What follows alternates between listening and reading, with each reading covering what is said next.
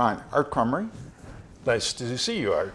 So thank you for joining us this afternoon here at the Noble C. McCrepin House. We at the Norwood Park Historical Society are trying to document some of the history of Norwood Park. And I understand that you've been in this neighborhood for quite a bit of time. Born and raised here. I'd like to hear about your stories. Fine. I was born and raised in Norwood Park. Born in a house on Nettleton, 6116 Nettleton. The house is still there. It was the second house my father built for his family. And we moved at about the time of World War II into a property that on the corner of Nettleton and Raven. My grandparents came here in in the 1890s. They bought a house on the corner of Raven and the Northwest Highway. Bought a house from the Campbell sisters.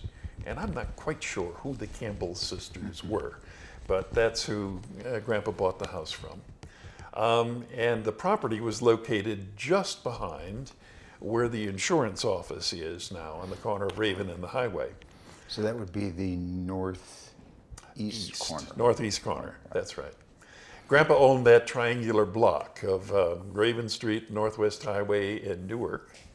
And he sold lots to his two older sons who built houses.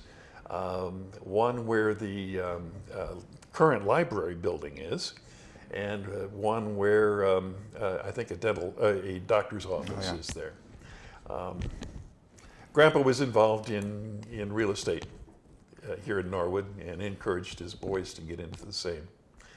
He owned a mortgage on the bank building at Northwest Highway in Raven. Was it the name Kelder? Was this Kelder, the name of the business? It wasn't a formal business, okay. yes. I see. Well, he did it in his own name. I see. And Grandpa got antsy about the bank at the time of the Depression and sold the mortgage, didn't want it. And his son thought that that was still going to be a rock solid investment. So he went and bought the mortgage. He said, "Don't tell Grandpa that I did that." So they invested in mortgages, which is what one did back in those days. That was one typical investment opportunity.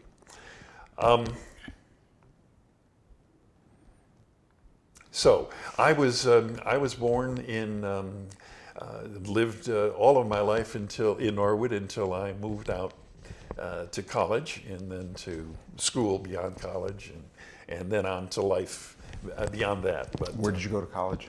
I went to Wright Junior in Chicago, and then went to University of Illinois, Champaign, and that was delightful. That was like a whole new universe that opened up, and I found that exceedingly exciting.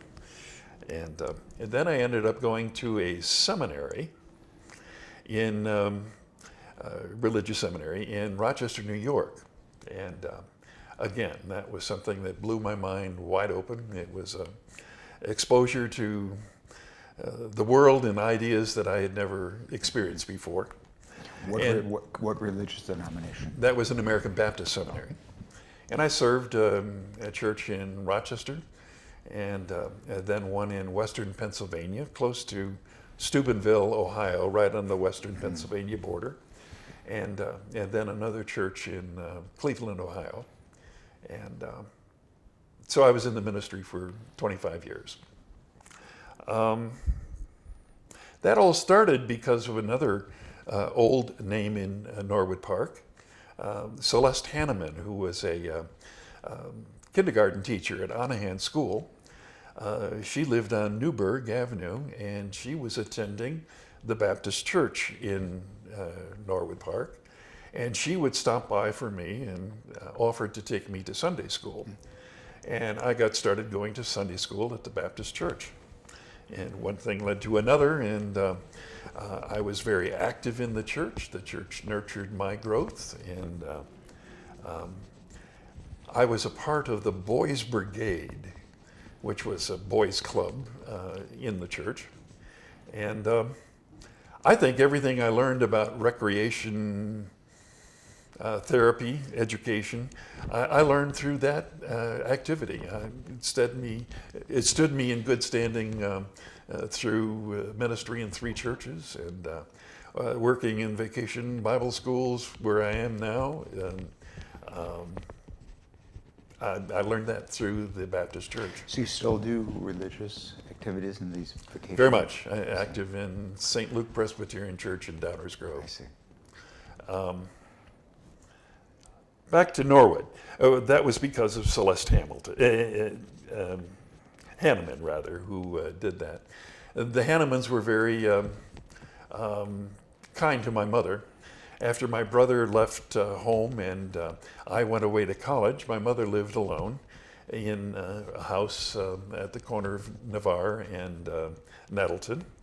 And Celeste used to stop by and would visit with her. And my mother loved to take Sunday afternoon rides. And Wally would take her Celeste and Wally would take her for a ride.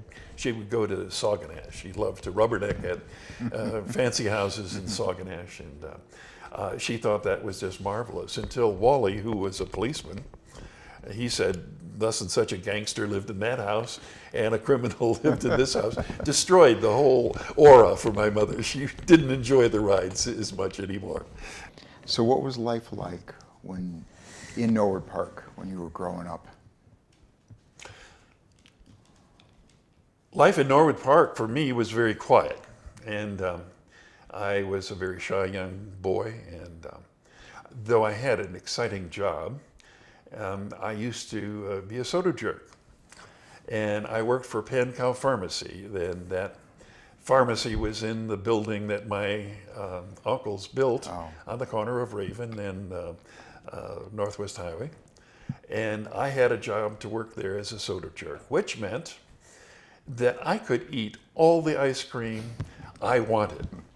Mr. Pankow thought that if he allowed such a practice, I would get sick of ice cream and he wouldn't have a problem. Never has happened in the last 70 years. But I was a soda jerk. I would make ice cream sodas on Sundays and have a chance to talk to girls if they came in, if I could think of anything to say to girls, which I had trouble doing. And then the piece de resistance, I had a chance to drive the Jeep delivery truck. There was no job that was better for a teenage boy than to eat ice cream and to talk to girls and to drive the Jeep delivery truck. It was marvelous. And I imagine the customers were happy to see you come. It should have been, yes. That was that was the one story about Norwood Park. So then you went to Wright and U of I, and then came back to Norwood Park? I went to Wright and U of I, and then I served churches in Rochester, New York. Well, that's right, you went to the seminary then. Yeah. Yes, and in Western Pennsylvania and in Cleveland. And then came back. We were a part of a religious order in Chicago for a number of years. And when we left the order,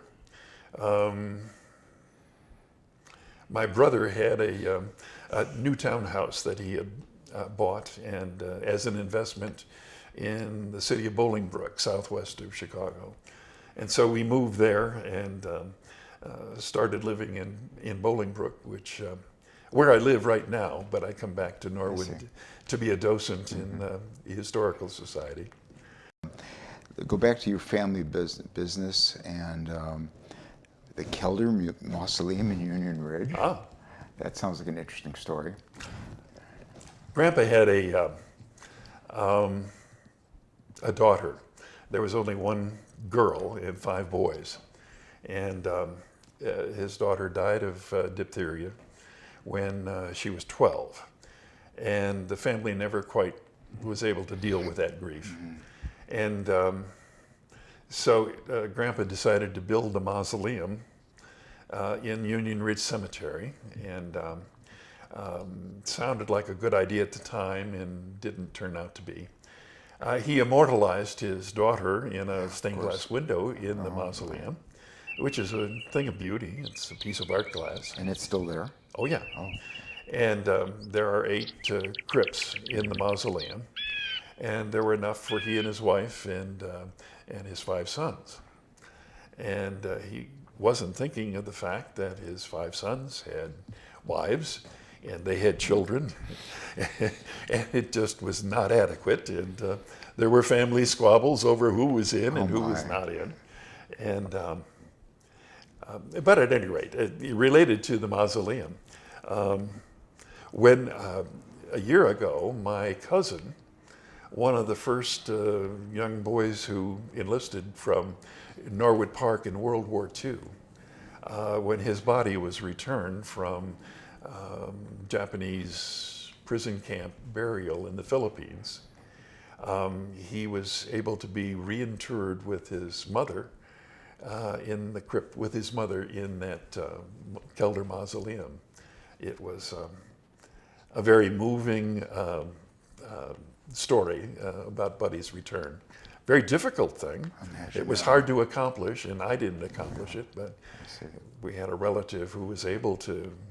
He brought suit against the Department of Defense in order to get Buddy's remains returned. So the notes say that he came back in 2016? His body was finally, yeah. Very, very recently. He would be, he would have been 100 years old, but he was buried in Manila as an unknown. And we found data that could have verified DNA, and the government didn't want to move. The notes refer to a break-in in the mausoleum. One New Year's Day, New Year's Eve, some vandals broke into the mausoleum, and her name escapes me right now, the lady that runs the cemetery. She was afraid to call us and to tell us what had happened. They broke the brass doors in the front, and I had visions of all kinds of devastation that could have happened. What happened was they broke the lock, and broke into one crypt, and in the process broke the marble slab, and opened my uncle's coffin. Didn't do any damage. I think they were just doing mischief. I see. Probably were drunk. Yeah. Weren't caught, but that was a. But it was since repaired. It's been repaired, yes, and rather bizarre. Learned things about marble. That marble is soft, it sags, and the reason the big slab broke is they broke into the bottom one crypt, but the weight of the marble on top of it squashed it so they couldn't open it up. When my cousin was buried last year in with his mother, we had to take a stone saw and cut the joint to relieve the pressure. The notes talk about your research into the nobles, the Seymours and the Crippens, and your role as a reenactor. Can you tell me a little bit about that? Well, I guess I'm a ham. They asked me to conduct a house tour during the wine festival, wine tasting. And when people came to the wine tasting, they weren't interested in doing an historical tour. They had their minds on partying. So there was not a lot for me to do. And the idea occurred to me to do a little street theater. So I bought a uniform of a Keystone Cop sort of thing. It's not real authentic, but it's close. It's got a long coat like Bob Trigger, who was our policeman in Norwood Park when Norwood was first annexed to the city of Chicago. The way Chicago handled public safety then was they employed one man as the policeman for this new community that was annexed. Bob Trigger lived up on Harlem Avenue, close to Nina in Harlem, and he could see from his house all the way down to the railroad station. It was clear enough at that point that he could see when a train came. And you couldn't get to Norwood when he was employed anyway, except via the railroad. Northwest Highway didn't exist. Harlem Avenue wasn't paved. You couldn't get here. I heard stories that he greeted the trains. That's the way Bob Trigger kept Norwood safe.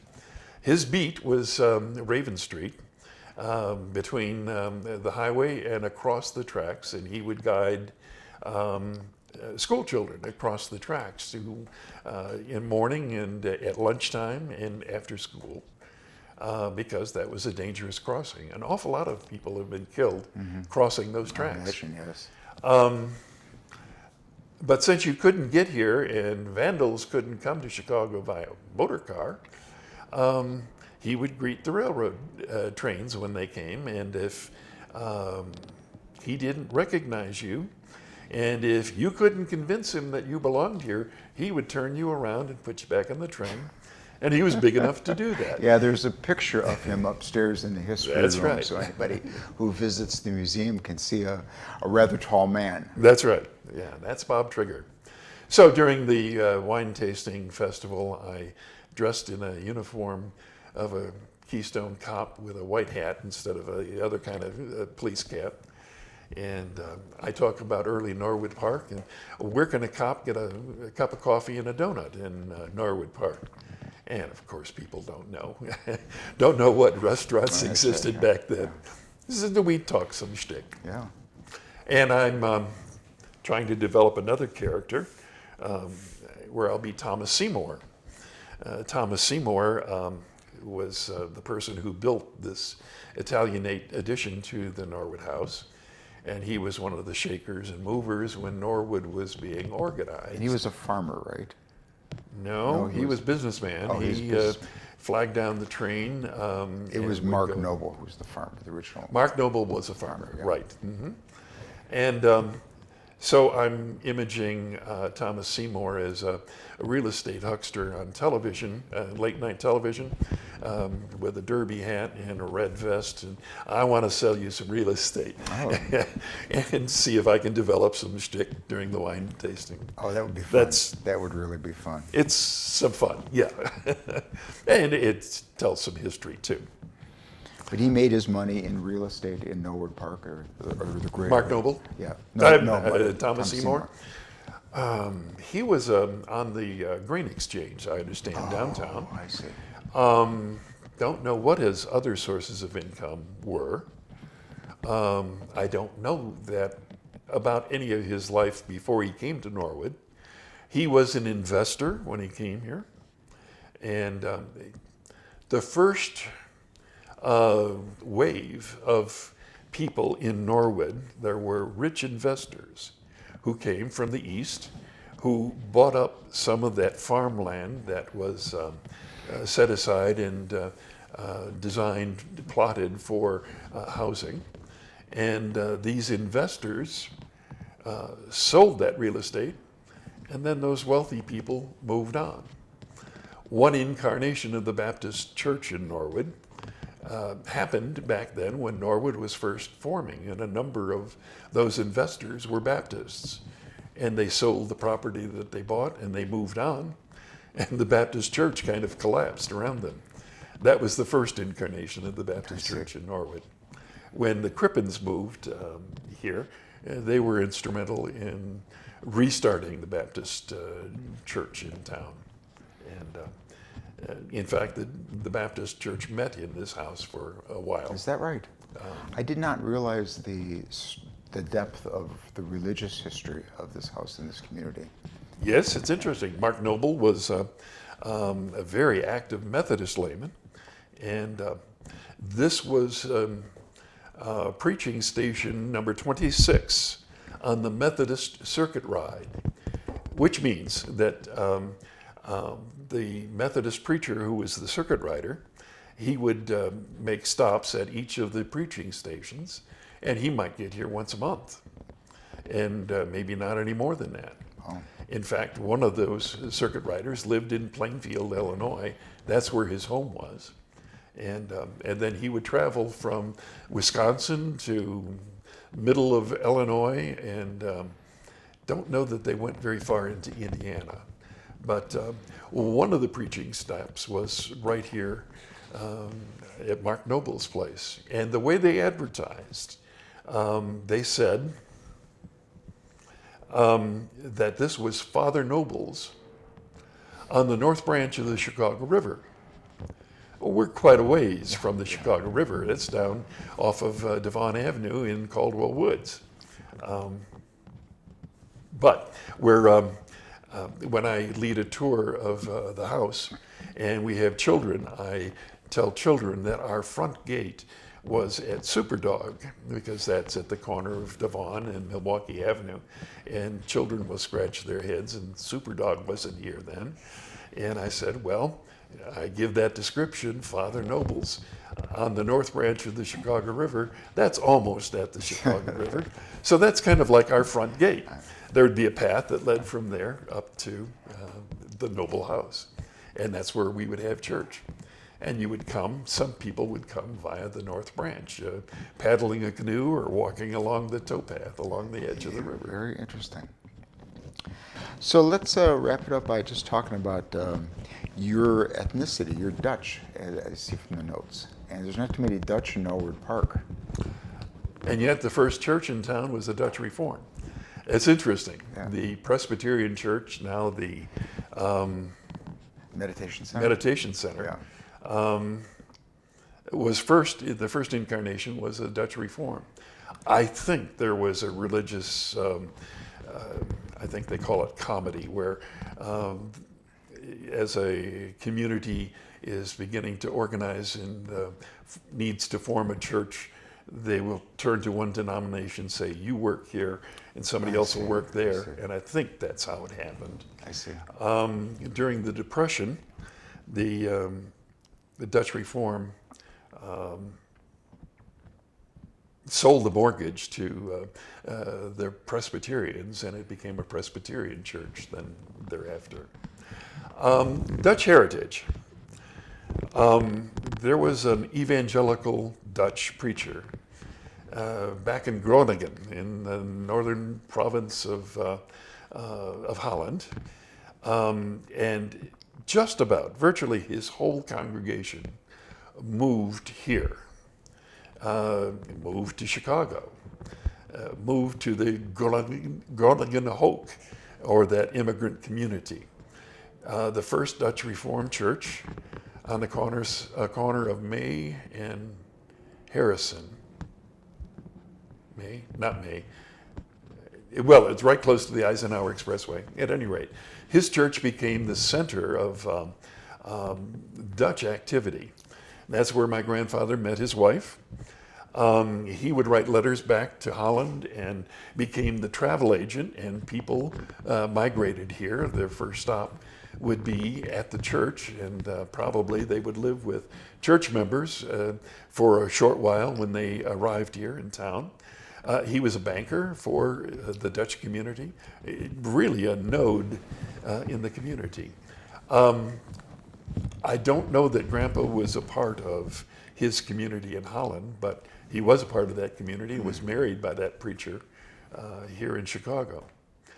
Grandpa eventually became a merchant on the South Water Market, and some people, and it may just be family, called him the celery king of South Water Market. He imported a lot of the celery from the Dutch farmers in the south side of Chicago growing celery on the muckland. The Dutch people were farmers. From Groningen, they were farmers. And they saw this as a land of opportunity. They could get a whole freight car full of cow manure from the stockyard for free. Oh, of course, yes. For free. They had never heard of anything like that. And so this was just the land of opportunity. Did any of them settle in Norwood Park? Nope, not They except for just- Grandpa. I see. So he was the exception. Huh? The Dutch tended to move to the south when they would buy a piece of land and would live on it and would farm it, and then decide they needed more land, so they would move farther south. And they moved down to Englewood and to Roseland. They moved as far as DeMott, Indiana. I have relatives in DeMott, Indiana, and I said, why there? And I was told it's swampland. They drained the swamp and farmed on the muckland. And but Grandpa was an individual, and he decided not to go south. He moved north. And don't know how he heard about Norwood, but he did. I'm glad he did, because otherwise you wouldn't be here. Thank you. So Ron, it's been fun talking to you. I'm looking forward to seeing you reenact the Thomas Seymour Heritage at the Wine Festival. And Very good. we'll be in touch. Thank you.